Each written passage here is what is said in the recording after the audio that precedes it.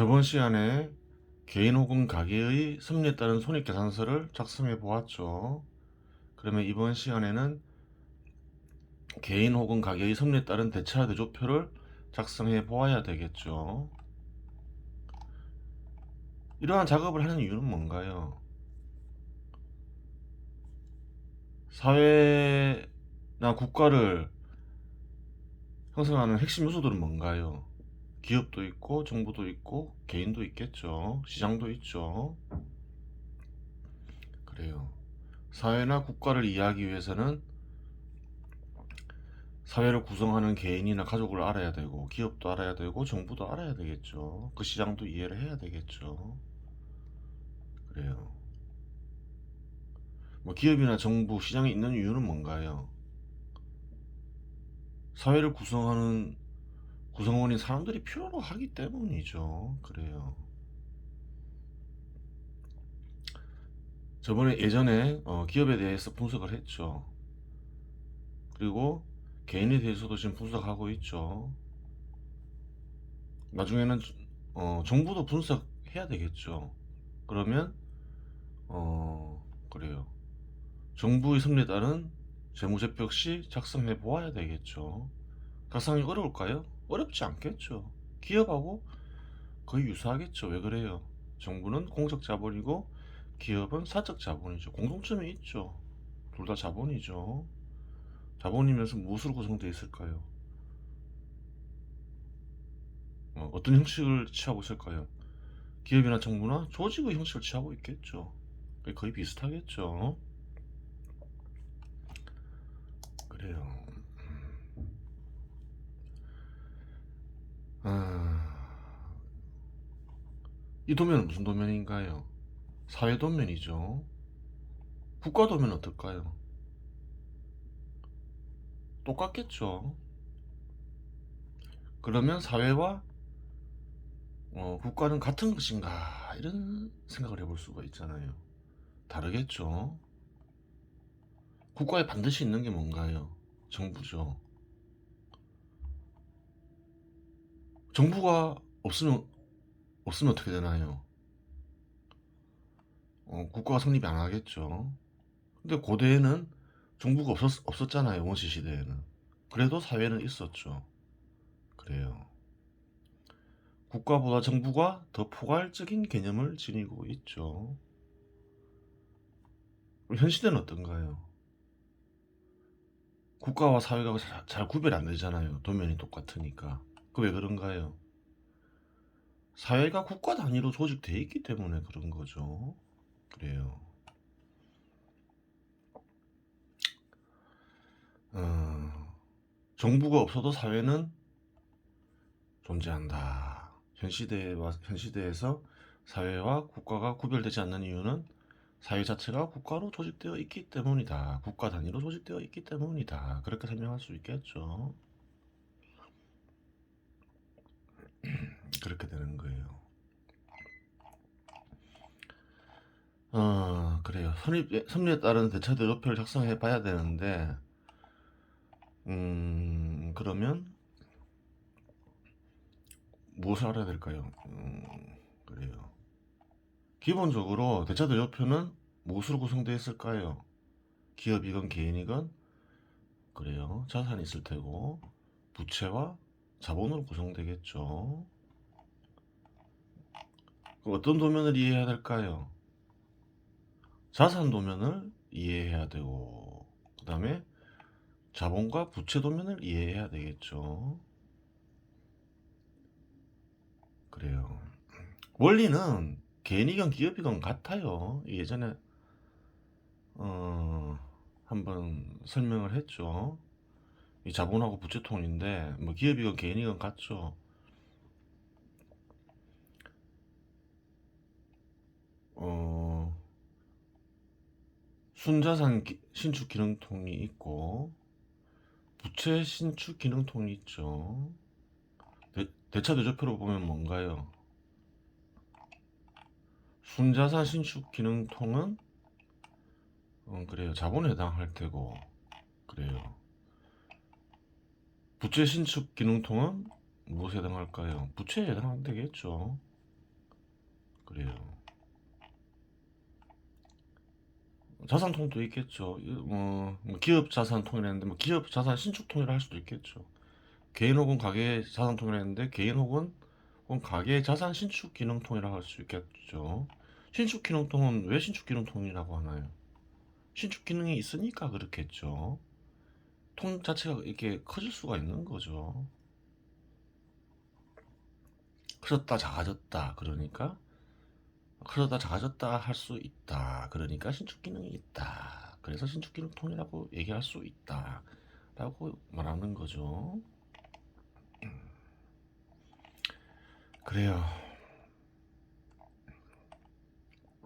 뭐라 했나요? 일정 기간 손실보다 이익이 크면 순이익이 생긴다. 그렇죠. 손실 구멍은 어떻게 돼 있을까요? 막혀 있겠죠. 이 경우는 막힌 걸로 표시할 수 있는 거죠. 이 기간별로 표시한 거고, 그래요. 그냥 시간의 흐름에 따라 1년간 표시할 수도 있겠죠. 그러면 둘 다 열려 있겠죠. 그래요. 둘 다 이렇게 흘러 들어오고 흘러 나가는데 흘러 들어오는 게 더 크면 그래요. 일정 기간 순이익이 발생하는 거죠. 그래요. 다른 방식으로 표시할 수도 있다는 거죠. 음, 그래요. 이 조달 파이프도 있죠. 그래요. 한번 개인으로 이해해 볼 수 있겠죠. 조달 파이프에서 그래요. 흘러 들어올 수가 있어요. 돈 빌릴 수 있잖아요. 그래요. 그리고 어 그래요. 부채 신축 기능통에도 조달 파이프가 있죠. 돈을 빌려서 채워질 수가 있는 거죠. 순자산 신축 기능통에도 조달 파이프가 있을 수 있죠. 뭐 예를 들어서 개인이나 가족 단위로 생각해도 되죠. 어떻게 들어올 수 있나요? 부모가 도와줄 수 있잖아요. 혹은 자식이 부모를 도와줄 수 있잖아요. 그래요. 그냥 줄 수 있잖아요. 그러면 순자산 신축 그래요. 조달 파이프로 이렇게 흘러 들어올 수 있다. 또 빚으로 흘러 들어올 수도 있다. 다 이해가 가능하죠. 그래요. 기업 자산통은 작업 수단통이라 부를 수 있겠죠. 왜 그런가요? 기업이란 거는 소득을 얻기 위해 조직되잖아요. 그게 1인이 하든 100인이 하든 1인이 참여하건 100인이 참여하건 1000명이 참여하건 마찬가지죠. 개인 혹은 가계 자산통은 기업 자산통과 구별될까요? 좀 구별될 수 있겠죠. 개인 혹은 가계 자산통에 소득 획득 수단이 있나요, 없나요? 없으면 안 되겠죠. 소득이 없으면 어떨까요? 죽겠죠. 그래요. 고대나 현대나 마찬가지예요. 소득을 얻는 형태가 좀 다르지 원리는 다 같아요. 고대도 마찬가지죠. 개인 혹은 가계 자산통에서는 화폐도 있죠. 그래요. 화폐는 어디에 쓰이나요? 개인이나 혹은 가족의 소비 대상을 구매하는 데 사용될 수도 있고 소득 획득 수단을 얻는 데 사용될 수도 있겠죠. 약간 좀 구별이 되죠. 음, 기업에서 화폐는 뭔가요? 작업 도구겠죠. 그래요. 그리고 개인 혹은 가족의 소비 대상들이 포함되어 있겠죠. 개인 혹은 가계 자산통에는. 그러면 특정 대상으로 구별할 수 있냐 이런 걸 생각해 볼 수 있죠. 예를 들어서 주택은 어떤가요? 개인 혹은 가계 자산 통장만 있는 건가요? 아니죠. 기업도 가지고 쓸 수 있죠. 주택을 가지고 소득을 얻을 수도 있고 그래요. 기업을 구성하는 구성원에게 숙소로 제공할 수도 있겠죠. 음, 특정 대상으로 구별하기는 어렵다는 거예요. 간직된 목적에 따라 할 수는 있는데 특정 대상을 가지고 이렇게 자산을 구별하려고 하면 혼란에 빠질 수가 있어요. 예를 들어서 뭐 다른 예를 들자면 화장품 같은 경우에 주로 이제 대한민국 가정에 보면 다 화장품이 있죠. 로션이건 로션 다 있잖아요. 그런 건 기업이 가질 수가 없나요? 가질 수가 있죠. 가질 수가 있는 거예요. 예를 들어서 뭐 사우나탕 가면, 목욕탕이나 사우나탕 가면 화장품이 있죠. 로션이 있어요. 없는 데도 있겠지만 그래요. 기업도 가질 수가 있는 거예요. 있어요. 그런데 목적이 다르죠. 개인이 가지고 있는 로션은 그래요. 그냥 개인이 피부를 관리하기 위해서 있는 거고, 기업이 예를 들어서 목욕탕에서 가지고 있는 로션은 뭔가요? 소득을 얻기 위한 수단인 거죠. 목적에 따라서 구별할 수는 있어도 특정 대상을 가지고 구별하기는 쉽지는 않아요. 어렵죠. 그래요. 손에 따른 이제 이런 기업이 대차대조표죠. 그러니까 개인 혹은 가게의 손익계산서를 구해받고 개인 혹은 가게의 대차대조표를 만들어 볼 수도 있겠죠. 그래요. 대차대조표죠. 대조표. 자산에는 뭐가 있을까요? 소득을 그래요. 그래 한번 봐야 되죠. 자산에는 뭐가 있을까요? 크게 네 가지로 나눌 수가 있겠죠. 필수 생존수단, 필수 욕망 충족수단, 사치 생존수단, 사치 욕망 충족수단이 있을 수 있죠. 필수품과 사치품은 저번 시간에 대해서 언급했죠. 그리고 생존수단과 욕망 충족수단에 대해서도 저번 시간에 언급했죠. 필수 생존수단에는 뭐가 있을까요? 첫 번째, 화폐 및 화폐성 자산을 들 수가 있겠죠. 그래요. 돈을 현시하는 경우도 있지만 현 시대에서 화폐 없이 살 수 없죠. 음식이건 의복이건 주택이건 화폐로 다 구매하죠. 그래요. 자급자족하는 시대가 아니잖아요. 화폐 없으면 굶어 죽어요. 늘 화폐가 있어야 되는 건 아니죠. 신용이 발달한 국가에서는 신용으로 구매할 수도 있죠. 그래도 어느 시점엔 화폐가 있어야 되겠죠. 빌렸으면 갚아야 되죠. 대한민국에서는 그래요. 카드가 많이 널리 쓰이죠. 어떤 사람들은 카드로 구매하고 화폐가 들어오면 감는 방식으로 살 수도 있잖아요. 그래요. 소득 획득 수단은 반드시 있어야 되겠죠. 소득 획득 수단에는 어떤 게 있을까요? 유형 소득 획득 수단이 있고 무형 소득 획득 수단이 있을 수 있겠죠. 유형 소득 획득 수단은 쉽게 이해되죠. 예를 들어서 누가 장사를 한다 그러면 상가를 소유할 수도 있죠.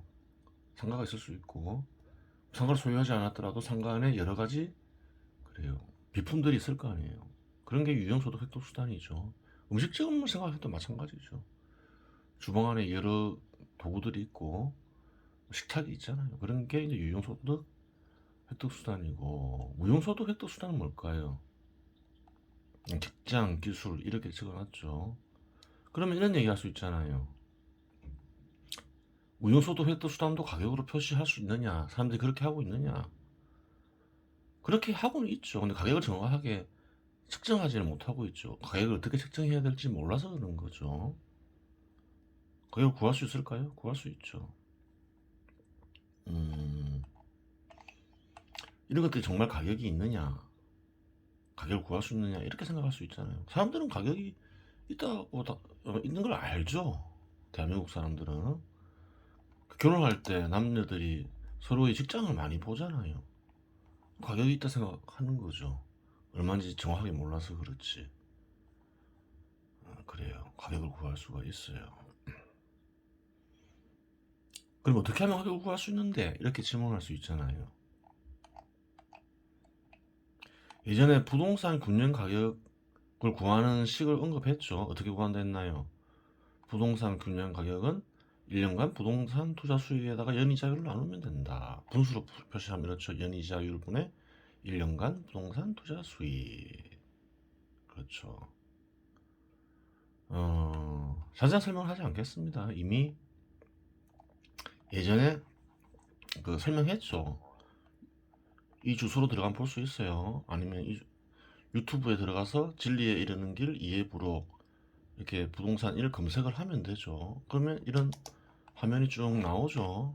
클릭하면 되죠. 이런 거 아니에요.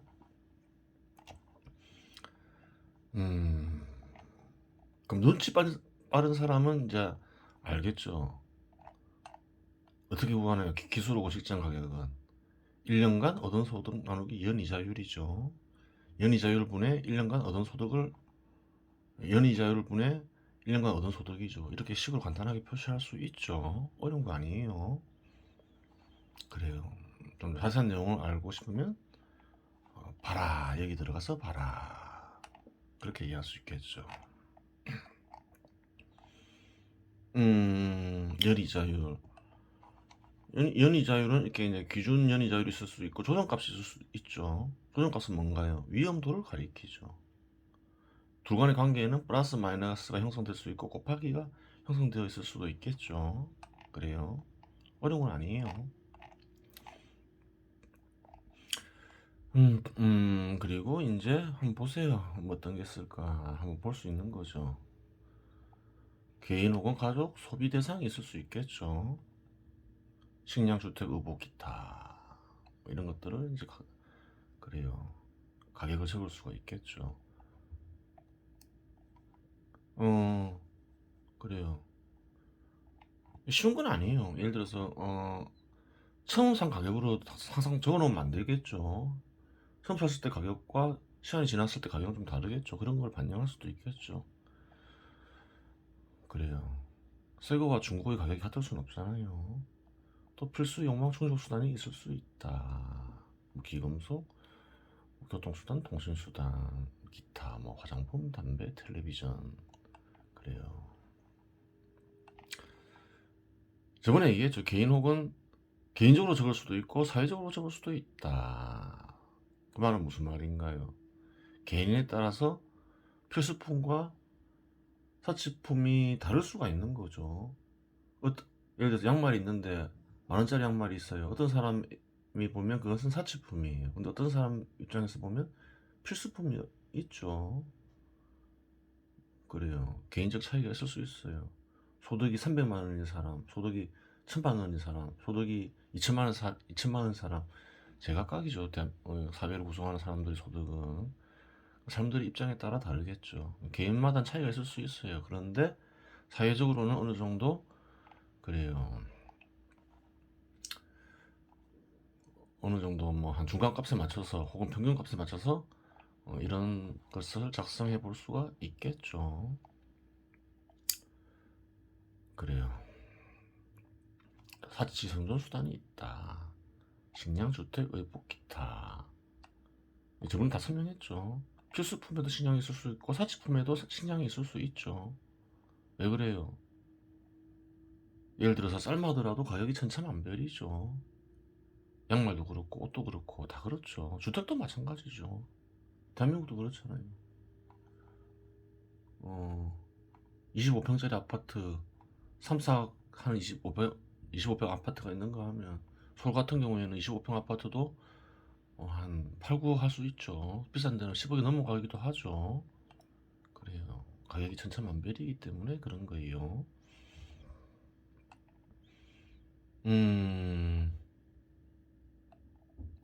그래요. 생존수단, 욕망충족수단도 어떤가요? 딱 정해져 있는 건 아니죠. 왔다 갔다 하는 거죠. 이것도 저번에 설명했죠. 어떤 사람에게는 자동차가 욕망충족수단이지만 어떤 사람에게는 그게 생존수단일 수가 있겠죠. 그래요. 하지만 뭐 사회적으로는 일반성이 입각해서 이런 걸 작성할 수가 있는 거예요.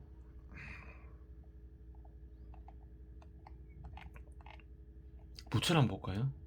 대여자본부채, 차입금사채, 기타 대여자본부채, 개인 혹은 가게의 차입금이 있을 수가 있나요? 있을 수 있죠. 은행에 돈 빌릴 수 있죠.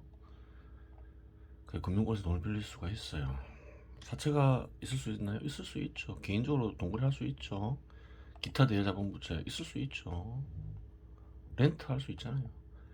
기타 부채, 상거래 부채, 그래요. 상거래 부채 있잖아요. 있을 수 있잖아요. 대한민국에서는 그래요. 대부분 사람들이 상거래 부채가 있죠. 카드 사용하잖아요. 미리 사고 나중에 현금 지불하는 경우가 많잖아요. 기타 부채, 기타 부채는 뭐가 있나요? 기업에서 기타 부채는 선수금, 예수금 이런 게 있죠. 한번 볼까요? 선수금, 서비스나 상품의 대가를 분할하여 받기로 했을 경우 먼저 취득하는 금액, 돈을 미리 받고 이제 서비스를 제공하는 거죠. 서비스를 제공할, 예를 들어서 뭐 서비스나 상품의 대가를 미리 지급받죠. 그럼 나중에 제공할 의무가 생기는 거죠. 일종의 빚인 거죠. 개인도 있을 수 있나요? 있을 수 있죠. 기타 부채 비슷한 게 있을 수 있죠. 젊은이가 결혼할 때 부모한테, 젊은 남녀가 결혼할 때 목돈이 없죠. 부모에게 돈을 빌려받을 수 있겠죠. 그래요. 10년 뒤부터 갚겠다 이라고 1억 빌릴 수 있는 거죠. 10년 뒤부터 100만 원씩 갚겠다. 그럼 기타 부채가 되잖아요. 그렇죠. 순자산, 자본금이 있을 수 있고 순이익 누적금이 있을 수 있겠죠. 개인에 따라 다르겠죠. 개인이나 가족에 따라 다를 수 있는데 자본금이 있을 수도 있죠. 일을 안 하더라도 부모한테서 증여 받을 수 있잖아요. 부모가 줄 수도 있고 또 자식들이 또 이제 부모에게 돈을 줄 수도 있겠죠. 자본금이 있을 수 있어요. 경우에 따라서는 순이익 누적금만 있을 수도 있겠죠. 개인 가족들에 따라서 특수성 다를 수가 있어요. 그래요. 이번 시간에는 개인 혹은 가게의 대차대조표를 작성해 보았습니다.